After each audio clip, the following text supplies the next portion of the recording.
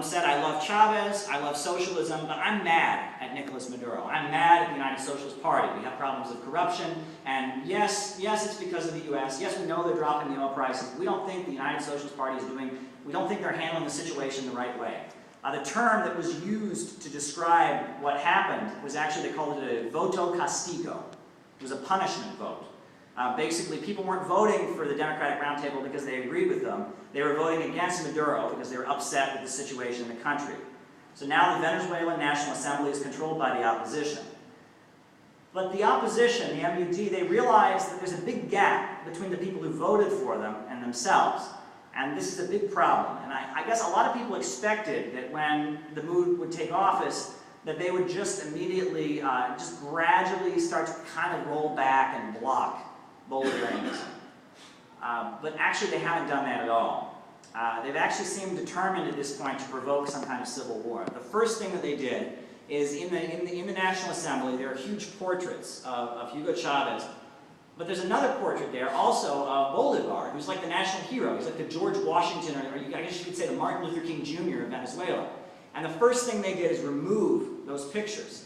So, you know, that's a huge, basically a declaration of warfare. If you were to take down, if a president took office in the U.S. and the first thing he did was to take down a statue of Martin Luther King Jr., people wouldn't interpret that as just, you know, a change in decoration. That would be a statement of political warfare. And the opposition has been doing that. They've been privatizing the housing programs. And Maduro, on the other hand, has actually declared an economic emergency for Venezuela, and he's started taking swift measures to get the economy back in order. The Supreme Court, which is, you know, mainly people who were elected and are aligned with the Bolivarian movement, has supported Maduro in doing this. Maduro's formed a communal parliament, which is kind of a dual government structure of people that are part of the Bolivarian process. And one thing that Maduro has done since the elections is he's actually launched a crackdown on corruption. The people that were in charge of regulating the food industry some of them have been arrested because they've been allowing these shortages to go on. So the Bolivarian movement is kind of realized that they have a lot of problems, and they're trying to rapidly fix the problem. But at this time, Maduro has the task of holding the country together. Anti-communist paramilitaries have been caught attempting to enter Venezuela from Colombia, and the opposition knows that it cannot peacefully win. Already, one of the most popular TV personalities that is a supporter of the Bolivarian Revolution was actually killed in his home. He was just shot, murdered. And there's an increasing amount of violence on the streets. And basically, Maduro is trying to hold the country together. They're trying to reduce chaos and civil war and maintain, and basically maintain Venezuela and keep the vibrant, independent economy together. Now, Nicolas Maduro and the United Socialist Party are basically, at this point, they're defenders of peace. They want to hold the country together, and they want to continue to march toward 21st century socialism. Now, I want to actually point out that, now there has been an increase in violence over the last few weeks, but the election that I witnessed in Venezuela, it was actually the first election in the last 16 years that was not followed by violence and street fighting the next day. Every time that Maduro or Chavez has won, the next day in the wealthy neighborhoods of Venezuela, people go out and burn things and blow things up and destroy public buildings, and there's violence. But for the first time now that the National Assembly was taken back by the opposition, there wasn't violence in the streets. And that should show you where the violence in Venezuelan society is coming from. We have it in our heads that Chavez is a dictator and all of that, but when the United Socialist Party lost the elections, their supporters did not go out and kill anybody, they didn't go out and burn anything, they just accepted the results and realized that they had a problem. Now, there's further evidence that there's more destabilization going on. They've caught weapons being shipped into the country, and if there were to be a war that broke out in Venezuela, this would be a disaster for the whole continent. Because South America is divided between countries that are aligned with the Bolivarian Revolution and countries that are aligned with the United States. Colombia is with the United States. Ecuador is with Venezuela. Bolivia is with Venezuela. And frankly, if there were to be a war that broke out in Venezuela, this could even have global implications. Because Venezuela is aligned with Russia and China. And the United States and NATO in Western Europe are aligned with the opposition in Venezuela and with countries like Colombia. So if something were to blow up, this would be a disaster for everybody. It wouldn't just be a disaster for the people in Venezuela. Among leftists in the United States, people who are activists, there's widespread ultra-left criticism of Venezuela, especially since the elections. A lot of people say, well, they should have just had a coup, they should have been like Fidel Castro and taken up the gun and just seized power and established some kind of armed military dictatorship. But in Venezuela in the 1970s and 80s, there was an armed struggle for socialism. A lot of communists and revolutionaries took up guns and it didn't work. It wasn't successful. And Chavez first tried to take power in 1992 with a military coup, and it wasn't successful. And if you look at the history of the world, successful revolutions, while they often do involve violence, they're really acts of self-defense. True revolutionaries are not bomb-throwing fanatics and adventurers. The Russian Revolution began as an uprising all throughout Russian society for democracy. They didn't want to have a czar, they wanted to have a democratic government. And as they rose up against the czar, and they brought down the czar, they built these bodies called workers' councils, or Soviets. And then the leaders of the military in Russia tried to outlaw these Soviets, and they brought in a general called Kornilov. And Kornilov tried to establish a military dictatorship, and the Soviets defended themselves against Kornilov, and in the process created the Soviet Union, right? So this was an act of self-defense, the Russian Revolution. Or in China. In China, the communists aligned with the nationalists and other patriotic forces to fight against Japan when Japan invaded China. And the communists, the 8th Route Army in China, were distinguished. They were known as the most heroic fighters. They were the most self-sacrificing and heroic fighters against Japan. And then after the Second World War was over, they wanted to have an election in China. They were going to have an election to elect the new government. And Chiang Kai-shek, who was aligned with the United States, outlawed the Communist Party. Even though they were one of the most popular parties in China at the time, he said the Communist Party cannot participate in the elections.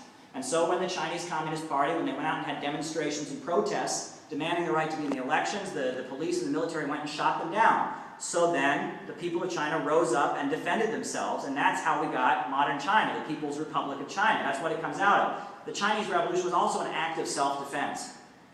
We can even look at the history of this country.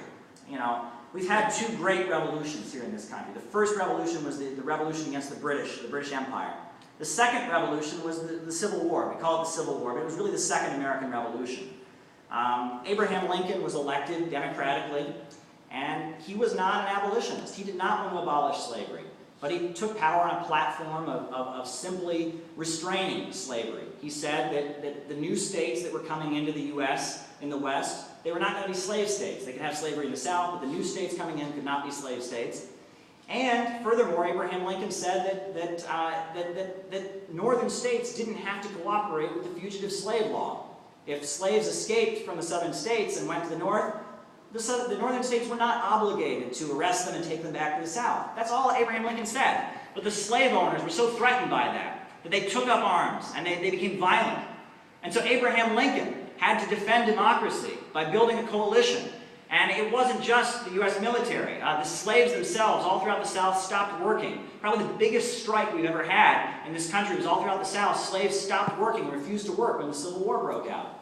And labor unions, the early labor movement in the factories, they mobilized their members to volunteer, and they would sing John Brown's Body and patriotically march into war. There was actually a whole section of the Union Army during the Civil War that had the red flag as their symbol. They were called the Ohio 9th Regiment. And they were immigrants from Germany who had been part of the 1848 revolt. And a lot of them were actually communists and supporters of Karl Marx who volunteered and formed a whole communist battalion. And slavery was defeated in the United States by building this broad, beautiful coalition to defend democracy against the greed of the slaveholders.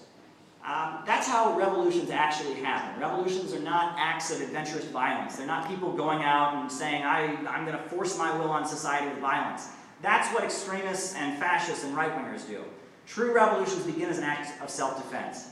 The Bolivarian Revolution in Venezuela began as an act of self-defense. Venezuela was being gutted and destroyed by the International Monetary Fund and the World Trade Organization, and the people of Venezuela rallied behind the movement for the Fifth Republic. And from the movement from the Fifth Republic, you eventually got the movement for 21st century socialism, and you got the situation that we're in today. The process through which revolutions take place and win great victories are complex. They involve millions of people gradually learning through the course of events that the change that they want will not come through maintaining the status quo. Revolutions often involve society being polarized, with burning questions dividing people and forcing people to take sides. Most importantly, revolutions require the creation of structures and institutions. We saw what happened in 2011 in the Arab Spring. There were a lot of people with hashtags going out and rebelling, but it didn't really lead to anything because there was just a hashtag. There was a lot of chaos. And yes, chaos is important, but chaos in itself does not create a revolution. In Venezuela right now, the Bolivarian movement has a very big block of supporters. 42% of the population voted for them. They have communes where people are living together and sharing things. They have labor unions. They have self-defense brigades and militias. The military is largely still supporting Maduro. They get their military training in Cuba, and Marxist classes are taught to soldiers routinely. And I think as people in the United States, we have a duty to do more than simply watch Venezuela's revolution from the sidelines as observers. We need to figure out what we can do to help Venezuela in these hard times and prevent Venezuela from breaking down into civil war. I think we need to point out that the same big banks that loot Venezuela and took control of its oil resources are also crippling the next generation here with student debt. The same government that cuts food stamps and closes hospitals and schools continues to spend billions of dollars to fund the Venezuelan opposition and fight against the Venezuelan government. The same corporations that manufacture the guns and weapons being sent to Colombia and then smuggled into Venezuela to the opposition as they gear up for some kind of civil war, they manufacture the same tear gas and bullets that are used on protesters in places like Baltimore and Ferguson. The same corporations, the same big bankers that are at war with Venezuela are also at war with the working people here in the United States. And they call us the 99% of the working people here in the U.S., we have a common enemy with the people of Venezuela and their movement. And it's important that we build these links, and we stand arm in arm with our brothers and sisters in Venezuela and our brothers and sisters all throughout Latin America south of the border. We need to learn from Venezuela, and we need to think about how we can be more effective fighters for justice and peace here in the United States and around the world. That's all I've got to say. Thanks.